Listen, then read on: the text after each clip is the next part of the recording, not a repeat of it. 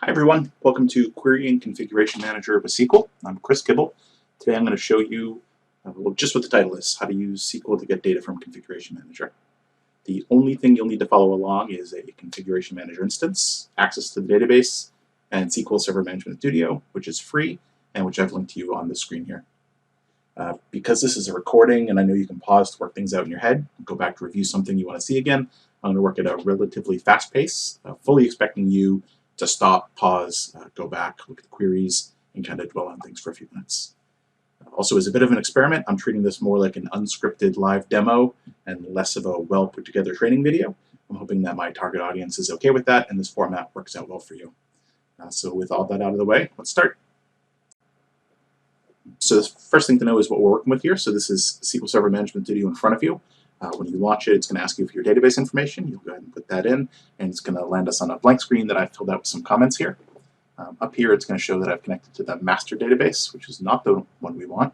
So we're going to go ahead and drop this down, and we're going to pick our Configuration Manager database, which almost always starts with CM. I'm going to thank Adam Cook for the export of his database for this demo. He had one ready available for me to jump onto.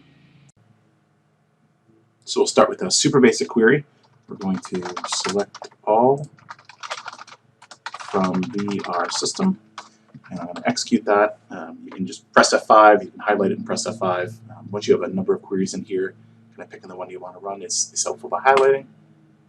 And you can see kind of we have a very small result set, but this is everything in the demo database. So what we're doing here, select, basically says we want to pull information from the database. The star or asterisk means we want to select everything. And where do we want to pull it from? VR system. And VR system is the name that Microsoft has given to this view. And if you don't understand how well that works, that's fine.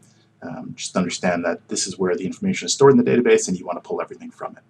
And if we kind of scroll to the right here, you can see that there's 9 systems that this SCCM environment knows about. And you can kind of see some of the information about that system that it's pulled either from the client or from some type of discovery.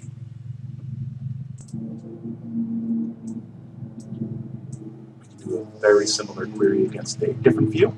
So VR system is kind of considered the master table or master view for systems. The other one that you'll probably use pretty often is VR user.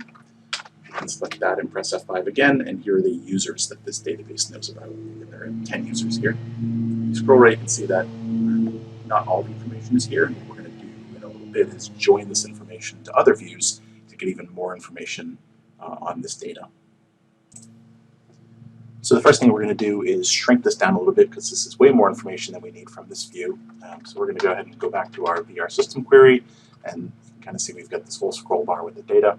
And the way we're going to do that is change this asterisk, and we're only going to give it the columns or fields that we want. Now I'm going to do that on a separate line just for readability. SQL formatting is not important as far as the queries are concerned. It is important, however, for readability. So I think everybody kind of finds their own format. There's some standards you'll fall into. I'll have mine, and you'll probably find yours over time. So I'm going to start by telling it one of the fields I want, which is name 0, which you can see if you scroll over is the host name of the system. The second one I'm going to want is the operating system. And this is the operating system that it pulls from Active Directory that's in this view, not the operating system that it pulls from hardware inventory. And we'll say the third is the resource ID. Now the resource ID is a unique ID that SCCM assigns to the system, so that even if the host name changes, you can still identify it as this system. Run this query, and what's happened here is that it's only pulling back those fields that we've requested. You can see that we've put a comma in between each of the fields, and that we've ended with a semicolon. Now the semicolon is not important if you're only running one query, but it is if you start running multiple queries at the same time. So the next thing we want to do is kind of further limit this. Let's say that for this query, we don't really care about all of these workstations. We only care about our servers. And what we'll do here is further filter this using a where clause. And this says only return results that meet certain criteria.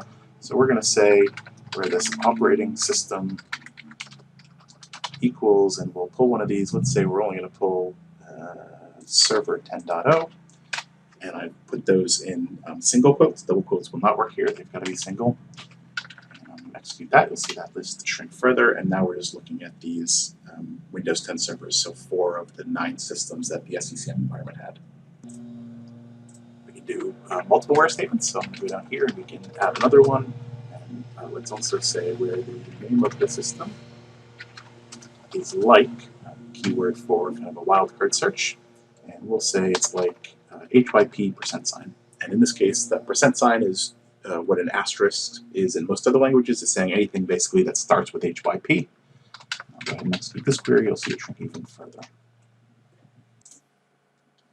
So the other thing we can do with the where clause is use in. So in allows us to take a list of values, just like in PowerShell or most other languages. So let's use the name. I can say where the name is in gen srv02 or hyp02, and I guess the results when we run that brings back those 2 systems. So I'm going to take a step back for a second. We're going to kind of go back to what we started with and look at all 9 systems in the environment. Now this isn't a lot of information, might be good, but you could probably just pull this from the console as easily.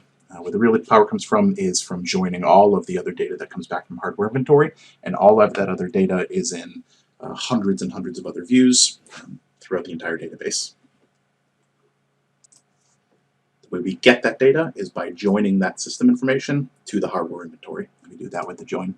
So what we're going to go down here is we're going to pull not just from VR system, but we're going to pull from another one. So we're going to join this other one called VGS computer system, which is just the computer system data that gets pulled back from hardware inventory. Now when we join to another view, we have to say what we're going to join on. For all of the hardware information, everything almost always joins on the resource ID, that unique ID of the system that almost never changes. So the way we do that is we say that we're going to join on this view's resource ID is equal to this other view's resource ID. And then after we have that join, we can pull in some more information. So we're going to add another comma there, VGS computer system. And if your autocomplete's working, which it does most of the time, but often breaks, so you can see the other information we can pull from here, we could do a star to pull all the information in, or we could pick some specific things. So I'm going to say that we're going to bring back the model, which comes into that view, and we're going to pull in the manufacturer. On this query, you can now see that we've pulled in the virtual machine as the model, because they're all VMs, and the manufacturer of all those virtual machines is Microsoft, or of all those assets is Microsoft, because they're Hyper-V. Now what I want you to notice here is that the number of systems has dropped to 6. And the reason it has dropped to 6 is because when we do a normal join on this VGS computer system, we are saying we only want to bring back the data that exists in both of the views. Because some of our assets don't have hardware inventory, or at least don't have hardware inventory that's reported into the VGS computer system view, we have lost those. Sometimes you might want that, and sometimes you don't. The way to bring in all of the data is to say we want to do a left join. And this is the most confusing thing for new users to SQL is all these different types of joins. For Query and Configuration Manager, 99.5% of the time it's going to be a regular join or a left join, and the entire decision is the data that you want to bring back.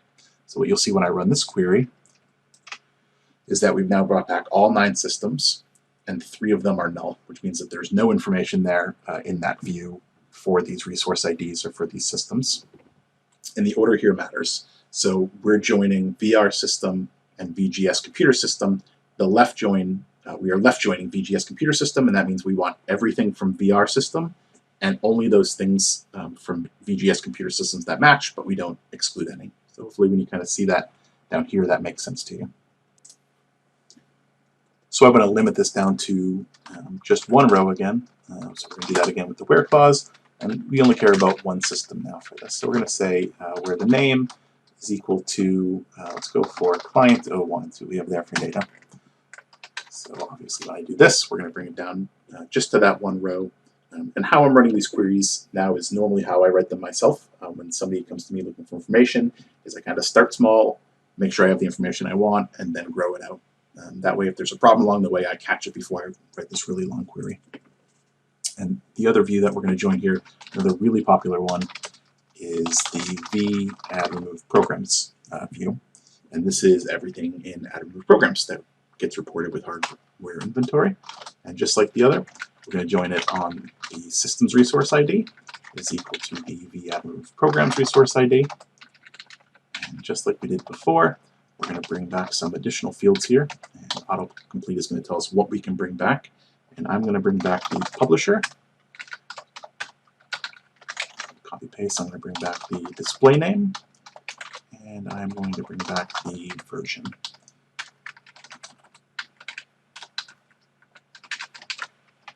Now what you'll see here is it's kind of duplicated this model and manufacturer information because it's the same across the board for all of them there, but we've now brought back the publisher, display name, and version of everything in add-move programs. And you can see I've got 47 records here. And just like the where clause can work on that first table, or sorry, first view that we have in there, we can add everything we want. So let's say we don't care about anything that was published by Microsoft Corporation. We can add another clause in here and say where the publisher is not equal to. So just like math, it's the exclamation point equal sign. We can say not equal to Microsoft Corporation. Hit F5 to run that again. And as we go through here, we can see it's now just 19 rows. We could kind of keep going with this. So we could say, and the display name, not like Python. And again, kind of that wildcard, you can use like and not like. Run this, further shrunk. So now we're only looking at client 01, where the publisher is not exactly Microsoft Corporation, and where the display name does not begin with the word Python. So what you notice here is that your ordering is kind of wonky. So you can kind of see things are out of place. We're not really sure what it's sorting this by. So one of the last ones we're going to show here is order. So we can order by just about any one of these columns. Kind of note that the version is actually a string. So if you're looking to sort on version, it's going to sort them as a string and not as a version field. But we're going to sort by the display name. So I'm just going to copy and paste this guy in here. Press F5, and you can now see alphabetically and numerically sorted here. If we wanted to sort in reverse, it's the DESC for descending keyword at the end. Press F5 again, and we're now in reverse order. All right. Another popular view we're going to join. Let's get rid of this add-move program data. So just pull all these right out of here. Pull these out of here, and we will run it again. We left a comma at the end there, common mistake. Put our order in there. All right, we're back to our one system. So the other view we're going to join, and we'll just do a regular join to this, is VGS workstation status. All this brings back, more or less, is the date that hardware inventory was reported. So just like everything else, we're going to join on this guy. The order of this equals doesn't matter. We can throw VR system on either side. Come up here, VGS workstation status again, and we're going to pull in the last hardware scan. So that's a date field, and when I run this, last time that we pulled hardware inventory from this machine was August 3rd, 2020, quite a while ago now. But we can use that as it's a date field down here for our where clause. So let's go ahead and we'll get rid of this so we can look at all of our systems again. Again, it's just 6 because I did just that join on the workstation status. So I was only bringing back ones that have hardware inventory, so it's not our entire environment. And what we're going to do here is we can say that where the workstation status last hardware date is greater than or equal to. So again, a lot of SQL, a lot of math and other programming symbols used just like that in SQL. And we can use this special function called getDate, which is going to return the current date and time. Do an open and close print after that. And then we can subtract a certain amount of days. So let's say we only want to bring back information on machines that have reported in within the last, say, 30 days. We'll say the hardware scan has to be greater than or equal to today minus 30 days. Press F5, that's none. We'll go a little bit further back, 60. We brought back 4 of the 6. 75 days, we brought back 5 of the 6, and you can see that's because the last hardware scan is greater than or equal to this today minus 75 days. Today is October 1st, so kind of so you can see how the dates work out. We could also do less than or equal to, or just less than. So here's the one record that's older than 75 days. All right, changing tracks for a second. We're going to go ahead and leave this query as is. We're going to go write another one. we're going to look, we're going to ignore the system. We're going to say we don't care about the systems, and we're just going to look at the admin programs, one of the other views that we had in there before. And we want to pull down those same columns that we had in our original query. So the admin programs dot display name, and we'll leave it with just those two. And we'll say from the admin programs, execute just that query. Comma, and here is every application installed on every PC in this SCCM environment. And you're going to see duplicates in here because more than one machine is going to have the same application installed. You can see in the lower right-hand corner that 437 rows are returned. A super common request is how many PCs have a certain application installed. It could be for licensing reasons, or you're trying to clean up the environment. So we could go ahead and you could do that query up there to look at the specific systems, or we could use this thing called group by. So group by allows us to take similar items, kind of collapse them into one, and then do things like count. So we can count how many of a certain thing there are. So what I'm going to do here is right after my from, we're going to forget the where because I don't want to filter it. I want to see everything. And we're going to and you almost always have to group by all of your fields. So we're going to group by the publisher and the display name. You're going to see that that drops to 235 rows. So this is 235 unique combinations of the publisher and display name. And you see the publisher on the top three here is null. That's just the data that gets returned back from hardware inventory. We could have a hardware inventory issue here, or perhaps the publisher really isn't written to add and remove programs. Now that we've done a group, we can use some certain additional functions. So the one we want to use here is called count. Kind of see it turn pink, just like get date did. We're going to count everything there, all the columns. And what this is going to give us is a count for each of those. So for each kind of unique set of publisher and display name, how many are there? So you can see there are 6 configuration manager clients, which makes sense because only 6 of them are reporting in hardware inventory. If you scroll down here, you can see that there are 5 of some other things. You can see that there's no column name for this. Maybe that matters to you, maybe it doesn't. If you want to name that column, you can use the as keyword. We're going to say count of applications. And if we run it again, you'll see it's named. And you can do that actually for any of these fields. So for publisher, maybe you want to call that your vendor, and display name, maybe you want to call that the title. When we run this, you can see that that's what it's going to return, the vendor title, count of applications. And you see kind of a lot of 1s and 2s in here. We can filter on this. We can sort on this just like everything else. We can't do it by the title we give it. We have to do it by kind of what it originally is. But we're going to order this. So order by count, and that's when we probably want to do descending. So let's see what our popular applications are. Configuration manager, the policy platform, the things that kind of come down with SCCM, obviously most popular in that list. And just like everywhere else, we could do a where clause here. We could say, well, we don't care about our Microsoft stuff, so we're going to say that where the admin programs.display name is not like, copy and paste Microsoft Corporation. We'll run it. You'll see right now it's 235 rows. Sorry, we want to do the publisher, not the display name. And we've dropped to 36 rows. There are 36 applications that aren't Microsoft Corporation. And we have some Microsofts in here because Microsoft decided to call themselves something else. So we could do another where statement, or we could do a not in. So just like we had not like or in, we could say not in either one of these. Further reduce it. Now we're just looking at applications without those 2 vendor names in there, or the 2 publisher names in there. So the other special case we want to account for here is thinking about null. So we're going to go ahead and we're going to drop all of this. We're going to run this again. Our count. We'll get rid of our extra comma. And we're back to our original 437 rows. If we scroll through here, you can see that there are some nulls in here for some. Now those disappeared. You might have noticed when we did our where clause. And that's just the nature of SQL. If you want to include those nulls, you have to explicitly tell it to when you start limiting it by that field. And the way we do that is using the is null or is not null.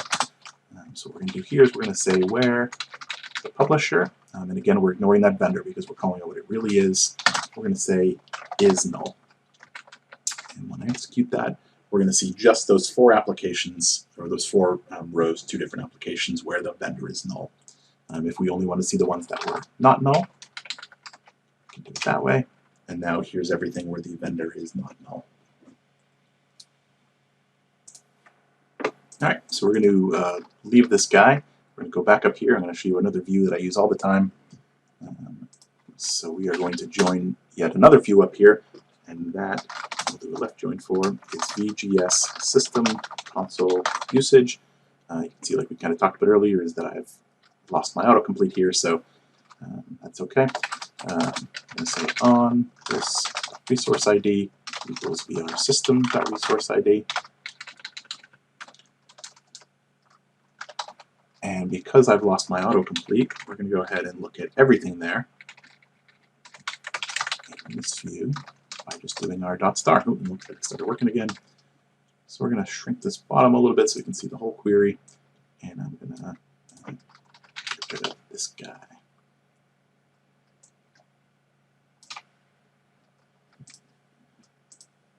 And I've got the word join. Like I said, just like a live demo. And we'll run. And now we see again just the 6 because of our join to VGS workstation status. And now we can see that all of these other fields came in.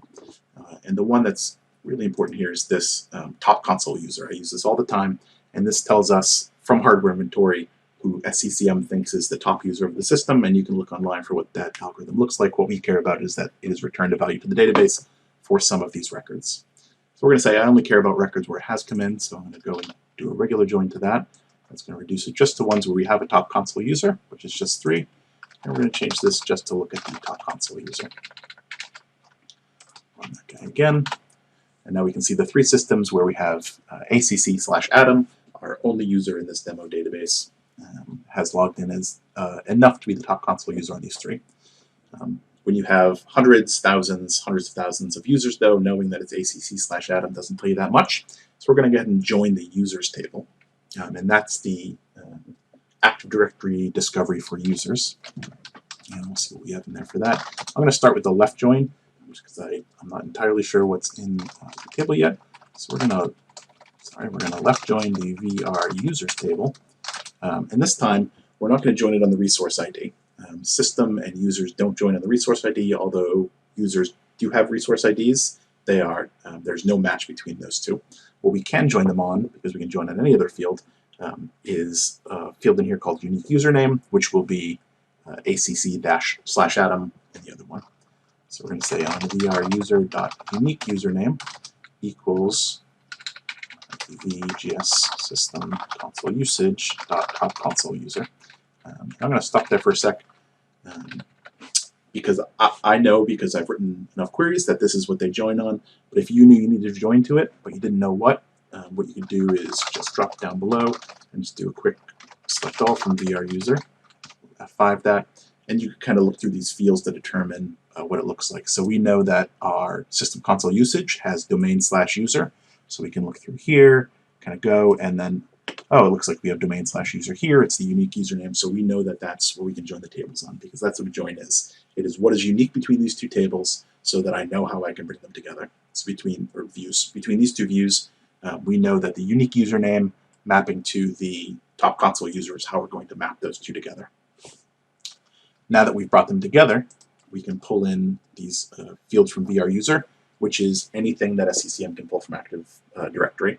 And out of the box, it has its certain fields. If you're an SCCM administrator, you know that you can go in and you can actually have it pull just about any property from Active Directory. So if there are more things you want to bring in later, you can go in, have it do the query, force an inventory update, and bring in even more data. So if we take a quick look here, we know that we at least have, full username, the name, their distinguished name, the data was created in Active Directory, and so on. So why don't we go ahead and we'll bring in the user principal name. So we'll do our comma, and I'll do VRuser principal name, and we'll do our VRuser let's see what else we got here. Distinguished name. Now, in my environments, I've built these out. I like to bring in the department, the email address, cost center information if it gets stored in Active Directory, because that's useful information. If you're writing a query for all of the users who have Visio Standard installed, because you need to send them an email, and you want to look at the top console of everybody who has Visio installed, being able to pull their email address in is huge, and it is probably already stored in Active Directory for you. When you add it to inventory, it will break these out. So you can see that there's no email address field here. We have user principal name, which is sometimes but not always the same, but it'll add a new mail field here. And if you start inventorying a department, it'll add a department field here. And you can see them just by doing this select all from VR user to see what's in your environment today. So I'm going to go ahead and run just this query here. And you can see that I've now pulled back the top console user from there, and then the user principal name and distinguished name, which in this demo environment happens to be the same across the board, but we've pulled those in from VR user.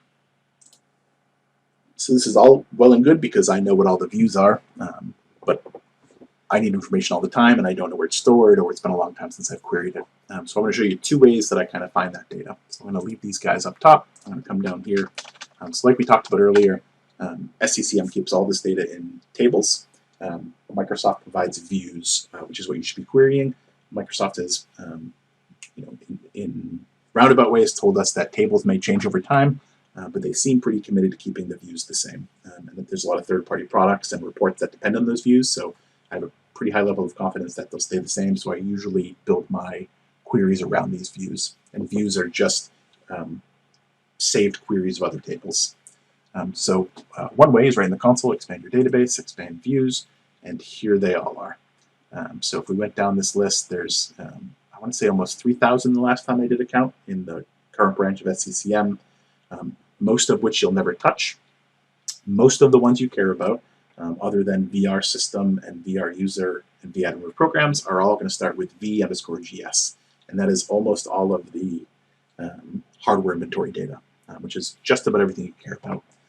If you ever want to query the history data, it is v_hs, and then the same name. So it'd be VHS workstation status. I don't do a lot of history reporting in mine. So this is a lot of data to scroll through. You might happen across what you want to see. You can CD-ROM data in here, whatever is in VGS desktop, and I invite you to kind of look at those and familiarize yourself with it. You can do a couple things. So first is the SQL Server Management Studio allows you to filter. So you can come in here and filter. You can say the name contains something that you want to look at. It is not the way I do it, just because I've become accustomed to doing it right in here. You can get the same information in kind of grid form down here by querying a special object within the database called sysobjects. Sysobjects, we'll run that. We've got 14,000 rows, and here's just a bunch of information on the database, or a bunch of objects that are in this database, and you can kind of see some of our views are starting to come up in here. So we'll want to filter that right off the bat. So I've told you that just about everything you care about starts with v_gs. So we know how to do our filters now. So we're going to say where name is like v_gs_%. 201 rows. So your results will vary kind of based on what your hardware inventory looks like and the version of SCCM you're on. So again, you could scroll through here, or we could take it a little bit further, right? So if you know that you want BIOS data, chances are Microsoft has given it some name that has BIOS in there. So let's throw BIOS in there in parentheses. So VGS and then anything BIOS. Go ahead and run that, and we can see that there is a VGS PC BIOS. So we can go ahead and just copy that and then look at everything. You can look at everything that's in VGS PC BIOS. Again, only 6 records because only 6 are bringing back our inventory. See the resource IDs in there. That's what you're going to join back to when you do VR system. And you can kind of scroll through and see some of the information, see the fields and what's being collected. You see a lot of nulls in here. Again, this is completely based on what's being inventoried. Install date might either be not set to be inventoried, or it might really be null on the agent or on the client when the agent queries WMI. Kind of go through here. In your environment, if you have tens of thousands of records, hundreds of thousands, and you don't want to bring back all that data, maybe it takes a little bit of time, or maybe you don't need it all, use this other thing you can select here, which is called top. So this brings back a certain number of records. So let's say we only want to bring back the top 2. On that, and you can see it's just going to bring back the top 2 records. So if you want to kind of limit how many rows it brings back without having to build your own query, that's how you can do it there. So now that we know where the data is in this VGS PC BIOS, we can just go back to ours, and we could say, I also want to left join this on it's almost always going to be the resource ID. It's the resource ID, space in there. Run this guy, and you can see while it's joined it, no data came back because we didn't add any of the fields we wanted. So we do VGS PC BIOS, and let's bring back, I don't remember what was in there, but say the build number and the caption. You can save yourself a lot of typing with some fast copy paste. We'll run that guy.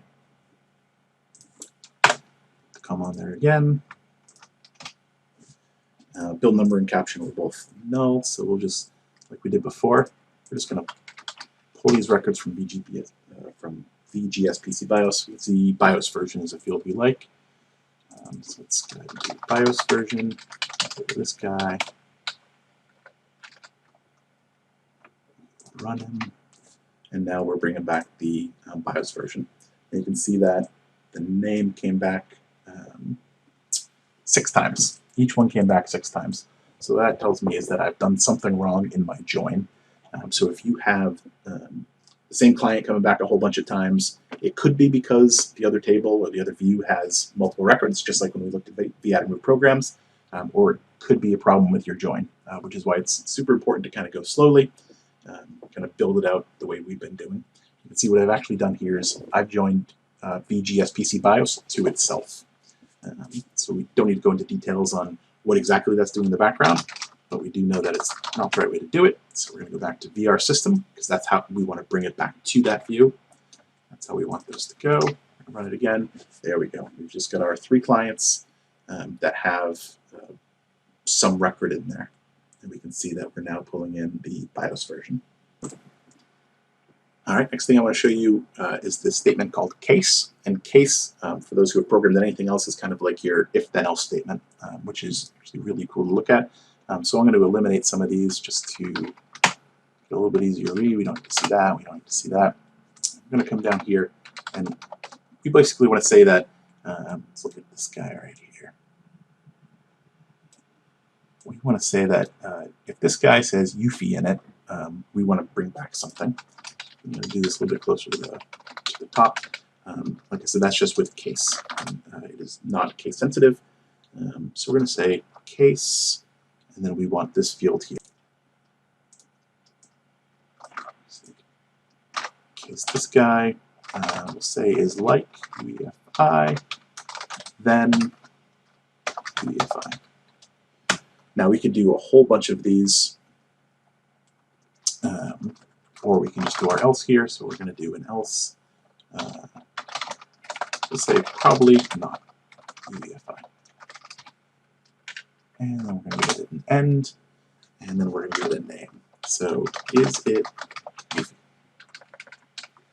Let's see if we got that right. We need a comma in there. And I apologize, we need a when. So case when. You can see that it threw some red underlines at me, letting me know that I made a mistake. And let's run it.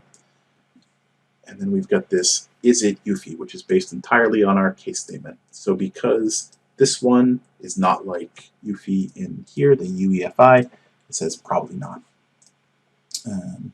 We could do a virtually unlimited number of whens, and they don't always have to be around the same column or the same field. What is important is that they process in order. As soon as it hits a match, it's going to stop. So as soon as this said that the BIOS version is like UEFI, it stops here, it forgets every other when statement, it forgets the else, and it just goes. Crazy here, and we could say where the GS operating system dot VR system dot operating system is like advanced and advanced OS. I don't know why you'd ever want to actually write a report like this, but just to kind of show you the when statements there. When I do this, you can see that when this went through, it hit the UFI rule first. It reports UFI. This one here says that it has something advanced in here, so it says advanced OS. This one went UFI. And if we swap these places with a little bit of copy paste, we run it again. You can actually see that because these don't say advanced, it still goes to UFI, but we'll change this guy. We'll just say anything that says workstation. We'll run it again. And now doesn't bring it back to UFI at all, even though UFI is in there, because it hits this first rule.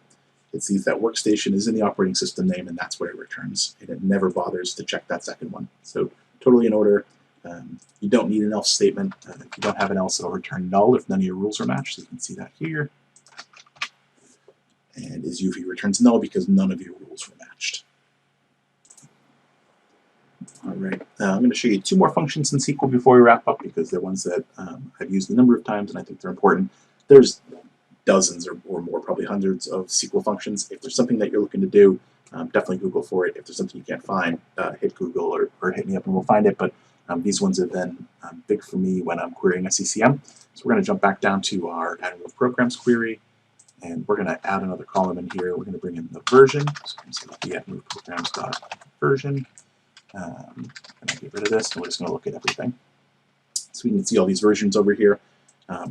What sometimes I have is I want to bring back just the major version, and there's no real way to do that with this string column here with a simple function. So there's we kind of got to break it down a little bit. So I'm going to do it slowly, the way I would if I was writing a query, just so I know I don't make mistakes. So the first function I want to show you is Char Index. And Char Index, again, turns pink, kind of show you it's that built-in function that returns the position in a string of a character at the end of the day. And you can see from our help here, just like Excel does it, it kind of tries to give you an idea of the kind of order of the parameters of the functions, the search expression, and the expression to be searched. So pretty simple there. So what we want to look for to get the major version of the kind of the version field is we want to find that period. So I want to find a period. We're going to do that in single quotes because that's what SQL uses to find text.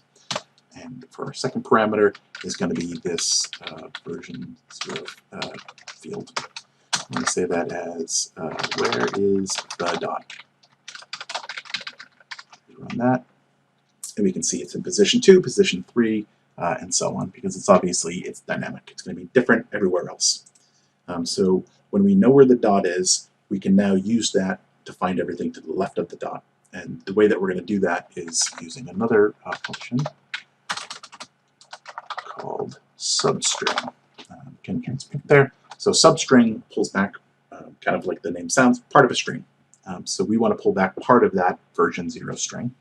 You can see in kind of the built-in help here that it's the expression, the starting point, and the length. So basically, what is the string? Where do you want to start in the string, and how far do you want to go in the string? So for this, our string is the version. Now, if we just said we want to start at position 1 and we want to go 1, and we run that, you can see that it's grabbed the first character of the string throughout the entire thing. So not good enough here, because obviously this is in version 1, we want to return 14, but because we know kind of where the dot is, we're just going to copy and paste this guy. So I want to go that far. Now that's going to give me too much, but I'm going to run it just to kind of show you. You now see that it's 1 dot, 10 dot, 4 dot, because it's now gone over 2 characters, 3 characters, and so on down the list. But what we're going to do is just -1 from that, because that's what we want. We want to find the dot, and then we want to kind of go back 1. And if we run that again, we get an error message, and that is because this has failed on 1 or more columns. So if I get rid of that, just with the 2 dashes just to comment it out, and we're going to get rid of that, I run again, and I go down this list, we can see that somewhere in here, no version. So we can't get a substring of null. There's nothing to get there. So what we want to do is use that case statement we learned above to only pull that back in the event that it's not null. And the way that we'll do that is just by saying case when this version is not null. And then this long kind of function we already wrote. Again, we're doing it in little chunks. And we'll say, because we know it's already going to return null if it doesn't find a matchup here. And we're going to remember our comma up here. We're going to end as major version. There's a lot of red there. It went away. I'm going to run this guy. and we're still getting errors. So why we do it slow? So let's go back and let's see if we can find out why we're getting that. I'm going to run this again, comma killing us again, and let's go down this thing right here. Our data. We know we've taken care of the nulls, or we expect we've taken care of the nulls. We'll keep going, and then we get this guy. So this update comes with a version of 1. So where's the dot gives us 0. So that was, you know, we can't go over -1 characters when we undo that, or when we kind of go back. So we're just going to update our case statement. Now, just like a where clause, like we talked about before, we can use ands here. So we're going to say case when, let's say this guy right here. We could do this a few different ways, but let's say where that char index is greater than 0, so when there is a dot, and the add remove programs. And this is starting to kind of go a little long, so for readability, let's go ahead and break this down. And we'll do it like this. Just, we can kind of see it all when we're coming back. So now we're saying, if we throw our comma back in there, when that char index of the dot is greater than 0, so when it finds a dot, and the version is not null, then we're going to return this. And because we don't have an else statement, if it doesn't match that, it's just going to return null. Let's go ahead and run that. It's run next successfully. So let's go down and look at some of these. And we can see that the nulls return null for the major version, which is great. Let's keep going. Find our guy. But now it's returned null here for the major version. So why is that? It's because the char index returned 0, so it didn't try and figure it out. So we can fix this with another when statement. So instead of saying when the index is this and when the version is that, we're going to say that if there's no dot, if you can't find the dot, just return the version, because that very likely is the major version. And then we can say when v-add remove programs is not null, then return this, and let's give that a shot. So still an error. So it's kind of back to that invalid length passed. So why is that? Well, if we kind of look, we remember that case kind of goes through on its own. So if the version dot is greater than 0, it's going to return this. If that's not null, then it's going to return that. But we know that it's not getting something valid here.